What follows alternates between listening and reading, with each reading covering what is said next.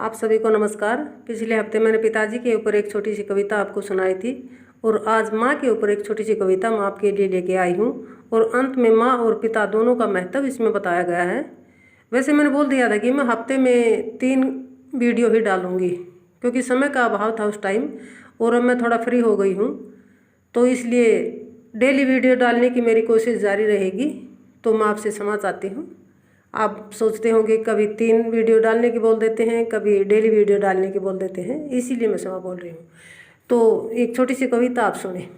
जिसे कोई उपमा न दी जा सके, जिसे कोई उपमा न दी जा सके, उसका नाम है माँ। जिसकी कोई सीमा नहीं, जिसकी कोई सीमा नहीं, उसका नाम है माँ।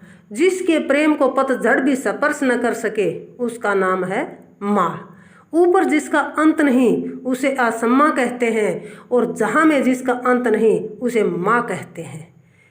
घर में माँ को रुलाए या माँ की आत्मा दुखाए और मंदिर में माता को चुनरी उठाए, याद रखो मेरे भाइयों मेरी बहनों, मंदिर की माँ तुम पर खुश तो नहीं, शायद खफा जरूर होंगी। माँ घर का गौरव तो पिता घर का अस्तित्व होते हैं। दोनों का महत्व इसमें बताया गया है। माँ घर का गौरव तो पिता घर का अस्तित्व होते हैं। माँ के पास अश्रुधारा तो पिता के पास संयम होता है। दोनों समय का भोजन माँ बनाती है, तो याद रखो जीवन भर भोजन की व्यवस्था करने वाले पिता होते हैं और उस पिताजी को हम सहज ही भूल जाते हैं। कभी ठोकर या चोट लगने पर ओ माँ, ये शब्द ही मुँह से निकलते हैं, लेकिन रास्ता पार करते समय अगर पास आकर कोई ट्रक ब्रेक लगाता है तो मुंह से निकलता है बाप रे बाप। क्योंकि छोटे छोटे संकटों के लिए तो माँ और बड़े संकट आने पर पिता याद आते हैं।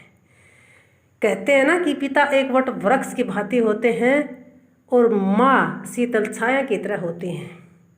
चाहे आप लाख पूजा कर लो, हजारों तीर्थ कर लो, अगर घर में माँ बाप को ठुकराओगे तो ये सब बेकार है।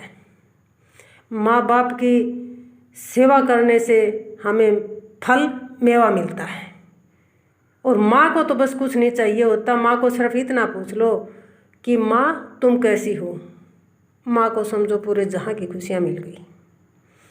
तो मेरे भाइयों मेरी बहनों, मैं हाथ जोड़ के आपसे रिक्वेस्ट करती हूँ कि प्लीज़ माँ बाप की रिस्पेक्ट करें, बुज़ुर्गों को मान सम्मान दें और बुज़ुर्गों की सेवा करें। तो हमें कहीं भी जाने की आवश्यकता नहीं है, वो तीर्थ सारे हमारे घर में ही होते हैं। तो आपको ये कविता कैसी लगी?